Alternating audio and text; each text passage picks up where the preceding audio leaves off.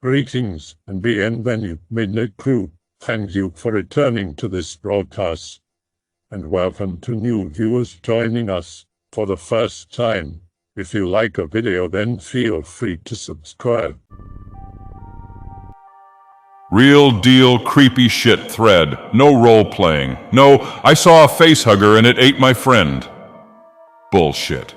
Just real creepy shit you experienced. Go for a night walk down the old railway tracks. All alone. Slip and fall down the river embankment. Don't go into the river but can't get back up because I'll slip down further. Man helps me out. Really sure there was no man there 10 seconds ago. Regain bearings. No man in sight. I have a train track story. It was on a road by a small airport in Oklahoma, right over the tracks. We all wanted to go there because we heard it was haunted. I went there with my girlfriend, 2 friends, and another guy I'd never met who was tripping on diphenhydramine. I didn't find out until after, but I feel his vulnerable mindset had something to do with what occurs later on. We arrive at around 11:30 and park the car on the road by the tracks and begin walking down the road that leads to a dead end by the airport. We all feel butterflies, and our guts sink all at a certain point, and we also get chills. On the way there, we hear what sounds like tribal drums in the distance. My girlfriend begins getting scared, but the rest of us are eager to go further, so we do. Halfway down the mile-long road now, with lights of the airport in the distance, we keep hearing rustling in the fields around us, more chills, and a friend and I hear undecipherable and quiet gibberish mumbling vocalization about 40 feet away. 3/4 of the way to the end, everything goes smoothly and we arrive at a gated dead end leading into a field and swampy area. We all chill, talk, and gaze at the tiny plains for a bit and decide to walk back. Things get strangely quiet halfway back. No wind and more chills. Strange moaning, whining gibberish vocalization again very faintly. Everyone hears it. We freak out. Suddenly, the guy tripping goes to the ground, clutching his side and hurting. We lift up his shirt to find 2 welts on his side and back, like he'd been hit with a stick. My girlfriend is freaking out, and I'm speechless. We start calmly walking back. Suddenly, he feels another hit, and he books it. We're 3/4 of the way back now, and he goes down hard. We stop and lift his shirt and leather jacket up because he's really hurting now, and we find another welt and 4 claw marks on his back that were not there before. We're all hearing stomping and rustling grass. We finally make it over the tracks and haul ass back to the guy's apartment. We get out to check the marks, and they are hardly visible now. We're all freaked, so one friend stays with the guy, and me, my girlfriend, and our other friend go back to our other friend's house where we were staying. It's 3 a.m. They tried calling and texting us. We can't explain where the time went or how this guy could have faked welts and claw marks while wearing a zipped-up leather jacket and being directly in front of the 3 of us. So after, we discussed if maybe him being in that state of mind made him vulnerable to whatever spirits were there, or whatever they were. We later found out people had reported old vehicles driving past them, only to turn around and they were gone. People walking down the road, only to disappear at second glance, as well as supposed animal sacrifices and demonic summonings, or whatever. Overall, it was intense, and I don't regret the experience one bit. We got super drunk that night and talked about ghosts, demons, and other paranormal things until sunrise. Wow, dude, that's pretty messed up. Good read, though. Was the guy bugging out after he regained his senses? I know I would be. He was tripping and already seeing shit, shadow people mainly. He was handling it pretty well though, even during it all, but unable to look around afterwards due to not being sure which shadows were hallucinations, and which ones weren't, considering he was seeing shit on the path as well. Freaked us all out after knowing that shadows were all around each of us the entire time, and he said nothing. We had no idea he was tripping until it was over with. You want real creepy shit? Okay, there's a Walmart near where I live. Now, this isn't a ghost story because it isn't that kind of thread, but there is a lot of creepy shit that goes down around there. First and foremost, a lot of people are just generally rude there for no reason. Like exceptionally so. Like there is just a bad attitude that seems to permeate through the entire place for whatever reason. The past few times I went there. I don't go there anymore for reasons I'll explain later. The rudeness started escalating to threats. Now I'm not bad about talking people down, and so I usually avoided trouble. But I swear sometimes I felt like people were gonna punch me in the face when I wasn't doing anything but like picking up shampoo. I wasn't the only one there who got the ass end of this either. Cashiers would get yelled at over nothing and shit. It was really bizarre. I started going less and less, and after a while I saw a story in the news about how some guy, who otherwise had a seemingly perfectly normal life, got drugged up and murdered someone in the parking lot of that very Walmart. That was the moment I decided not to ever go back there ever again. So, that's the story. No, it's not some kind of creepy monster story, but if you're going to restrict me to stuff that actually happened, then this is what you get. My friend and I are driving home to Nowhere, Kentucky, where he is from. It is nighttime and we are getting close to his hometown. My friend says, "Anon, I just want to warn you. It is kind of a weird place." A pure white deer jumps in front of the car. My friend swerves and we come to a stop on the side of the road, sort of in a ditch. The deer's head turns at the most unnatural angle I have ever seen. Its eyes are red and it is not a deer at all. I do not know what it is. Its joints are bending weird. I have seen lots of deer and this thing was not really a deer. The deer thing comes up to the car. My friend is trying to back out. We are somewhat stuck. He keeps rocking the car as this thing recontours itself back into a deer. It is still fucked up looking. I am reaching back, locking all the doors because for some reason I thought maybe this deer demon thing could open doors. He gets us out of the ditch. The deer thing is still in front of us on the road. "Hold on," he says. He backs up, drives full speed right into the deer, and hits nothing. I look back and the road behind us is foggy when it had been a perfectly clear night before. I have more stories from there. In friend's hometown again during summer break. "Anon, there is this really haunted cemetery down the road. Do you want to check it out?" Having seen that deer demon thing, I am not sure. We go anyway. We are just walking around. This place is majorly creepy. Fog rolls in. I do not know what it is about fog in this town. We should get back to the car. Why? Shadow people everywhere. They are coming from the woods in every direction. They are not quite shadow people, more like dark, faceless, human-esque forms. He grabs me and we run to the car and drive away. We went to the store in his hometown for booze and ramen. The whole wall was covered in missing persons posters. This was a small town in Kentucky, not a big town where people murder each other and all that. There was a huge wall of missing persons posters. Finally, I asked him what was going on. He was not sure. He just said that people disappear when the fog comes in. The town is near an army base, but there is a good deal of forest between there and the town. Oh, I forgot one. Get to his sister's house where we usually stay. Knock, no one home. His sister is not home. He jimmies open the window and we get in. The house is abandoned. It looks like no one has been here for a long time. Water is shut off too. I use the bathroom and nothing comes out of the sink. We go into the kitchen. There is a fog on the floor near the fridge. He grabs a broom and opens the kitchen door, starts sweeping at the fog. I swear it looked like it was alive as he pushed or chased it out the door. He closes the door, locks it, and acts like this is normal. I'd say she has been gone at least a month. He determines this seemingly by the amount of fog in his house. That night I woke up on the couch because I felt something touching me. The whole floor was coated in fog so thick I could not see through it to the floor. It is all the way up on the couch at this point and has physical presence.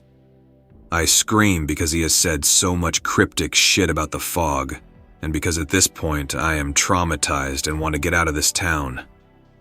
I stand up on the footrest. Friend runs in. The fog does not go all the way to the hallway. It is covering the kitchen and living room. We spent the rest of the night in the bathroom drinking vodka. When we wake up in the morning, it is gone. He throws salt on all the doorways and windowsills like this is just something that happens. Long story short, don't ever go to rural Kentucky. I live in the West Midlands, UK, be about 11 or 13, used to help my grandmother at work. She cleans houses for rich old people, etc.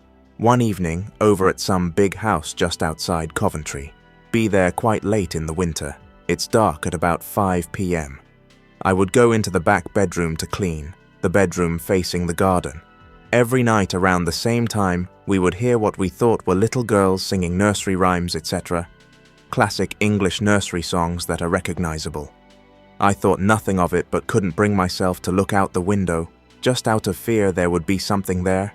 The song were not loud, but you could hear it well enough. Think nothing of it. Fast forward in time, 24 now. Be around my grandmother's house. She asked me if I remember the event and we laughed about it. I decided to do my research on the house and land. I discovered that several German bombs were dropped on the area during the war, on their way back from Coventry, where they used to build Spitfire engines and parts, etc. Read stories about how the German pilots would drop the bombs they forgot to dispense in the heat of the moment on their specific targets to save weight and have fuel to return home. I discover that several small villages were hit and a all-girls orphanage where that house was. Scary stuff. Never actually saw a ghost though. There's so much sleep paralysis shit in here, ugh. I used to get that shit all the time, but it's all in one's head. Nothing to be truly spooked about. Here's a quick story of my own. Late night, fully awake, in the kitchen grabbing a drink from the fridge. The door to the basement is about 10 feet away, next to the door to the garage. My sister and a close friend are with me in the kitchen. We are all talking and cracking jokes casually, as per the norm. Suddenly there is a loud knock, just once, from the basement door. Regrettably, we all nope.gif and go upstairs to distract ourselves with some Grand Theft Auto. Absolutely no one was in the basement at that time, and our 2 dogs were upstairs in our parents' bedroom, asleep. All cats, 3 of them, accounted for, and they are not allowed in the basement anyways. To this day, the 2 of them just shrug it off, but it's a memory that seems to pop up in my mind whenever I see threads like these. This house, I still live in it obviously, was built by my parents just over 10 years ago in a residential development that was formerly farmland. No Indian burial grounds or anything like that. No prior occupants, obviously. Nothing odd like that has ever happened before, nor has since. Just thinking about it gives me a chill down my spine. No closure to be found for this story, I guess. It was the basement fairy wanting to give away 3 wishes, or some temperature-dependent pressure changes or material expansion. Damn, I really could have used those 3 wishes. Oh well, pressure change or material expansion could be possible now that you mention it, but I'm rather disappointed it hasn't occurred more than once. Or maybe I just haven't been around that door enough to witness it. I have another story that arose from my own online investigation of a supposed haunted area. University in Erie, Pennsylvania. Student dorm built back in the late 70s or 80s. A female music major takes her own life on the 4th floor in her dorm room, sometime in the 80s. The entire 4th floor was closed off for renovations for at least a decade. While searching for a news report or obituary of the aforementioned female, I instead find a report from the mid-2000s in which a male was found dead in his dorm room at the same university. Same dorm building, but exactly 1 floor below the room in which the female music major had committed suicide. Investigate further and find family and friends' testimony to the psychological stability of the deceased male. They demanded that there was foul play involved, but the detectives at the time asserted that the door had been blocked from the inside. No other means of entry to the dorm room. The family demands a homicide inquest, but amidst pressure from the university's administration, the cause of death is swiftly ruled as self-termination and dismissed. Just something odd that I discovered. While I was unable to find an official report of the initial female's death from the 1980s, the story is well known among students living within the dorm, as well as locals of the area, although that does not validate the legend in any way. Also, same dorm building. Students regularly experience a problem with the main elevator. When called, the elevator first heads up to the 4th floor and stops, before heading to the floor that triggered the call. Campus maintenance simply passes this off as a design flaw. Who knows what the truth actually is, really? If anyone at that university knows, they're not telling. It doesn't really qualify as creepy. Just strange. Every time something is on the verge of going to shit, it doesn't. I've been inches from being struck by a car. I've been inches from having severe legal problems. I've been inches from being penniless and failing everything. I've been passing tests on dumb luck with minimal margin. I've got jobs out of nowhere without even applying because I happened to mention something months back to someone. I've woken up without the alarm turning on at just the right time several times. I've missed airport transports only to find another one going 20 minutes later accepting me. I've been thinking that it's over at times, only to have free opportunities put in my hand. This wouldn't, of course, be strange if I were well-connected, hard-working, and ambitious. But I'm a poor nobody. My work morale is entirely absent. I'm socially awkward and I'm depressed, which probably is the reason I'm exposed to all the shit in the first place. It all boils down to a subtle feeling of some guiding force nudging things in the right direction. Be walking home from the general store with my buddy. Both sides of the road are straight woods, no houses. Just goes till it gets to a lake. Guy comes out of the woods maybe 15 to 20 feet behind us. Guy follows us for a while and getting closer. Friend takes out a combat knife and holds it to the side so it's visible. Stop hearing Guy's footsteps. Turns around and the guy is completely gone. Probably just a weird redneck who planned on robbing us. But it's weird that he disappeared on a road with woods on both sides, and we didn't hear him go back into the woods, which we definitely should have heard. My heart was pounding. This reminds me of something I experienced with my friends many years ago. There are trails around a lake near where we live. One night, they decided it would be a good idea to go walk down the one trail. We bring weapons, replica ones that are actually sharpened, katana, nunchucks, and a fantasy-style axe. However, there were 4 of us, and I drew the short straw. So I'm stuck being the torchbearer, wielding just my cell phone to light the way for the others. Yeah, I'm screwed if anything goes down. The trails around this lake are rumored to have crazy pagans and other such things lurking around at night, which certainly unnerves me. We press on, the 4 of us walking down the trail in the dark, with only the moonlight and my cell phone to see by. The trail eventually opens up to a large clearing with a small cliff that rises up on the far end. The clearing is usually used during the day as a type of firing range. People set up paper targets on the cliff face and such. The entire clearing is populated by waist-high grass. We trudge through the tall grass and stop halfway, soaking in the atmosphere. I point out it's quiet, way too quiet. No noise from animals or the like. I have the very distinct sensation of being watched by someone. I start bugging out, and my friends have the same feeling. Never been so paranoid in my entire life. We start heading back to the trail. Suddenly, some random guy jumps out of the tall grass between us and the trail, screaming bloody murder. I am in the back of the group of the 4 of us. I think, well, shit. Only armed with my measly cell phone. Totally fucked. At the very least, I could hope that the crazy guy goes for my friends while I make my escape. Sorry guys, but you're gonna have to be sacrificed. I guess I'm a pretty shitty friend when shit hits the fan, but I was panicking. Just as we all expected some crazy shit to go down, the guy starts laughing. One of my friends, who was in the Marines at the time, recognizes the guy. It's one of his Marine buddies. My friend starts laughing out of sheer relief. The remaining 3 of us are like, "What is happening?" His Marine buddy explains that he just happened to pass by and saw my friend's vehicle parked on the side of the road by the trailhead. So he stalked us the whole way down the trail just to screw with us. I have never been so relieved I didn't have to resort to using my friends as meat shields. Marines, man, they're mostly good guys, but fuck, they can be crazy at times. I'm amazed I didn't totally ruin my pants at the time out of sheer terror. Like 3 in the morning. I'm browsing 4chan and Wikipedia in my room as usual. I hear something in the distance coming up the street to the right of the neighbor's house. It sounds like a loud beater truck. The noise gets real loud as it comes closer. As it passes the neighbor's house, the noise veers straight into the neighbor's backyard. My first thought was that the thing that crashed. But there was no crashing sound. A cement wall boxed in the neighbor's backyard, and the noise didn't stop. The noise reaches the wall, separating our backyard from the neighbor's. All of this happened within seconds.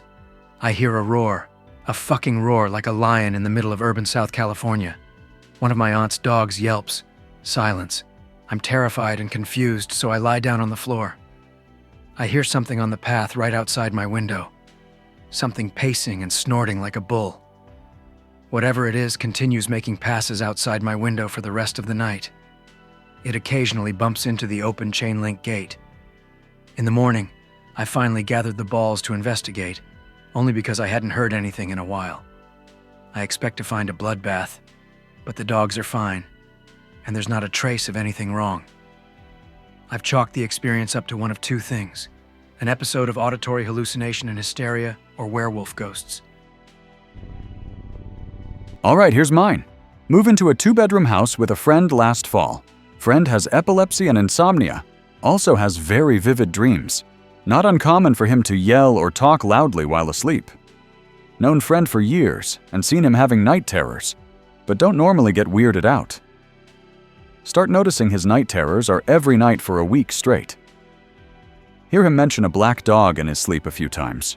One night he wakes up freaking out, yelling for me to come into his room. Says he sees a black-figured man in his closet. Don't really think anything of it because he has night terrors. The same week, at night, we've both been in our beds for an hour or two. I hear heavy footsteps in the kitchen and think it's my friend getting water. Friend texts me asking if I'm up. I text back, no WTF. Both proceed to shit bricks and check the house. Found nothing and all the doors were locked. A few days later, I'm cleaning the house and mopping the floors. Lived near the highway and floors would get dusty in like one day. Using cleaning supplies while bent over the floor, suddenly get overwhelmed with the scent of wet dog. Neither of us own a dog. Very odd shit happened in this place, but I never felt like it was evil. I have something that might be worth sharing, I guess. I'm not embellishing this, so it might seem bland, but it was still creepy. I should point out that I'm very skeptical of paranormal occurrences, so this freaked me out quite a bit. I was probably like 14 years old and alone in my house. My mom works from home and has since I was a young child, so I'm very familiar with the sound of her office chair squeaking. It's done that for as long as I can remember whenever someone sits in it, no matter how careful they are to be quiet. This is a relevant detail. Anyway, it wasn't unusual for me to hear sounds like footsteps upstairs that would go on for a minute or two and then stop. Because it happened so often, I dismissed it pretty early on as the house settling, because WTF else could it be, you know? Well, that day, it was day not night. This shit happened at random times, so there was never a real way to predict it. I heard the footsteps and was naturally a bit creeped out, but shrugged it off. The thing that really got my attention and scared me was when I heard my mom's office chair squeak, like someone had sat down in it. As I mentioned previously, placing anything on that chair will make it squeak. It's really touchy. But the difference is that when someone puts their full weight on it and actually sits, it creaks and rolls across the floor a bit. That's what I heard. I never heard it squeak again like it normally would if someone had gotten up. And needless to say, I stayed downstairs until my mom came home. Weird shit. Never figured out an explanation. Might have just been paranoid. Another true story from me while I'm remembering it in its entirety, like 8 years ago, just starting college. My girlfriend, a few of our mutual friends, my sister, and a neighbor went to the lake I mentioned in my previous story. It's the middle of the night, probably around 1 a.m., in the middle of summer. We all sit in a circle by the lakeside. There are a bunch of trees around us by the lakeside, so we figured it would be a good spot to smoke at. A few minutes in, we're all enjoying the atmosphere when I notice a shadowy figure duck behind a tree about 20 feet away from us. He's just watching us from behind the tree. I stand up and start calling out the guy. The others I'm with think I'm just being paranoid. I tell them to be quiet. Finally, they hear the guy moving around behind the trees, moving closer to us, ever so slowly. We nope out of there, running back to my car, lock the doors and speed away. We didn't stick around to find out what kind of crazy was stalking us there. It definitely wasn't anyone we knew, and there have been reports in the past about people going missing and turning up dead, presumably murdered. What is with all these crazies and lurking around lakes and forested areas? Admittedly, the lakeside is a popular lover's lane where people will park.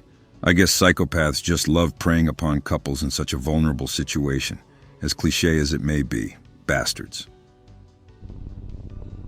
Sleep-deprived methamphetamine psychosis. Hear distorted voices and radio static in complete silence. Looking at a parked car at night with tinted windows, I can't help that the tint is forming some sort of silhouette that is staring at me.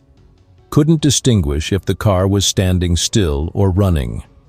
Objects and people coming towards you in your peripheral vision. Thinking people are plotting against you, and the feeling that something is crawling around your body. Near death. In a separate event, I injected a bad batch of heroin and got a fever of 105. I also tripped and hit my head, which gave me a concussion. I lost all coordination and had to crawl out of public view. I started having seizures and went almost blind. I eventually blacked out and had sort of a vision. Perceived myself in third person in various places. At first glimpse, I thought I was dreaming, until I realized that I never went to bed. I cried after regaining consciousness, but eventually accepted death. Went to a hospital and got a felony charge after being found face down in the middle of the street, covered in vomit and sweat. Been clean for 4 months now. Don't even touch alcohol. Lots of people don't believe my story, but I'll write it here, hoping that you will. B14. My town is divided by a road. On one side there's the town, on the other there are woods. Not creepy woods, there aren't even dangerous animals. I was walking to the bus stop because the nearest school was 30 kilometers away. 6 a.m. I got out of my house and walked about 100 meters. I feel like someone is creeping behind me. I turn around. I see this pitch-black humanoid figure.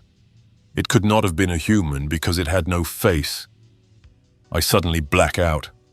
I wake up in the middle of the woods, lying on my belly on the ground and surrounded by cops.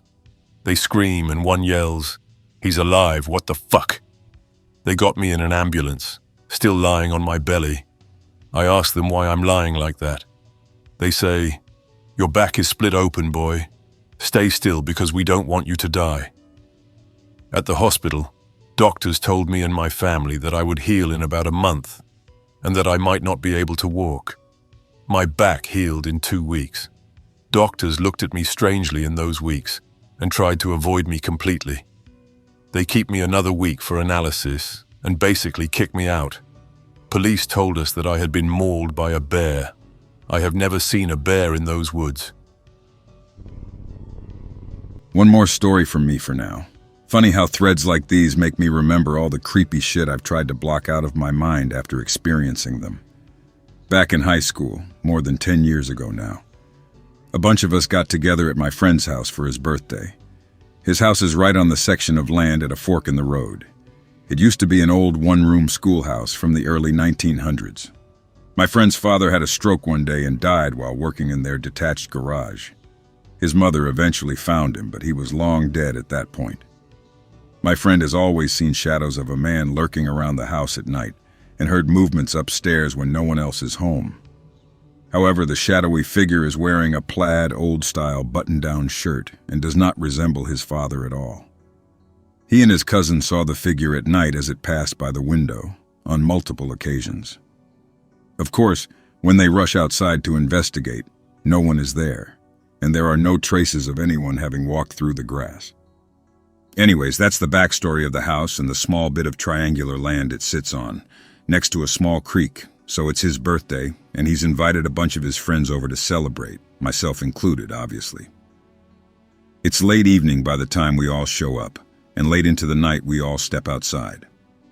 We would always stand in a circle by the side of the old detached garage to smoke, and would be quiet so we wouldn't make enough noise to wake up his mom.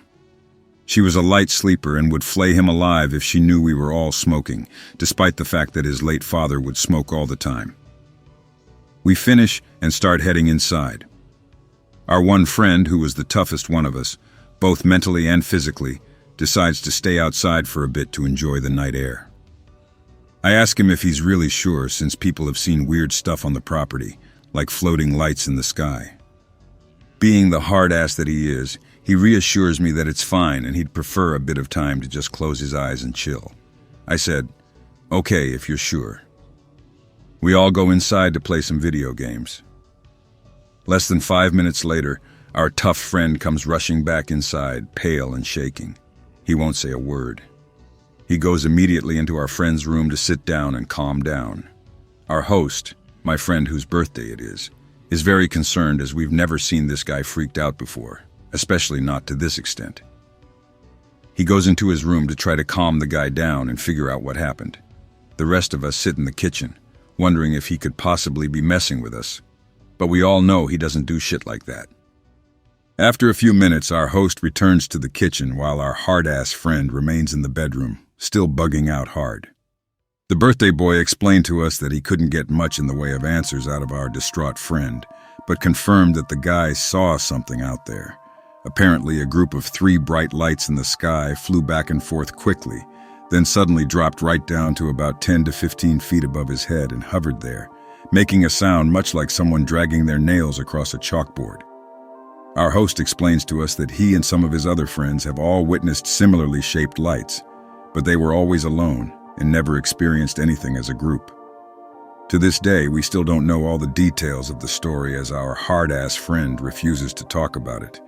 He's blocked the memory from his mind. I've never seen him so afraid of anything before, so I really feel sure that he saw something, but who knows what it actually was. Sadly, I've never seen or experienced anything at that house, even though I've been there probably 100 times, and usually at night. That house is creepy, though. My friend's mother still lives there, but my friend has since moved out on his own. I thought everyone at my church was trying to absorb my energy or some shit while looking at me for being a bad boy for studying the occult. I believed I was in telepathic communication with one girl and sent her dirty thoughts while seeing her smile. At one point, I thought all the people on welfare in my city were looking at me to make sure I didn't spill the secret truth that they rule the world from their impoverished homes in the city and are actually secret alchemists that collect the pee of the ignorant sheeple via the urinals at McDonald's. They were seriously looking at me when I was about to pee. I also saw the /X/meme about Chinese people being able to read thoughts played out at the local Chinese restaurant. I thought they were all looking at me and able to understand my telepathic thoughts. It also reminded me of the interconnectedness of all things. So there's that. It sounds similar to these people, but for me, I think it was just a slight bout of the paranoid crazies. I'm good now and glad to say that crazy is behind me. Probably a lot of cases of gang stalking are just what I experienced. I can see why they think everyone is watching just them. Something about that state of mind makes it look like everyone is watching you. Though I can also see how in some cases it is real and may be done for corporate espionage or something. I hope that you enjoyed tonight's broadcast. If you enjoyed tonight's story, then please subscribe to the channel, as more Greentext will appear daily. A new broadcast will appear when the clock strikes midnight Central Time.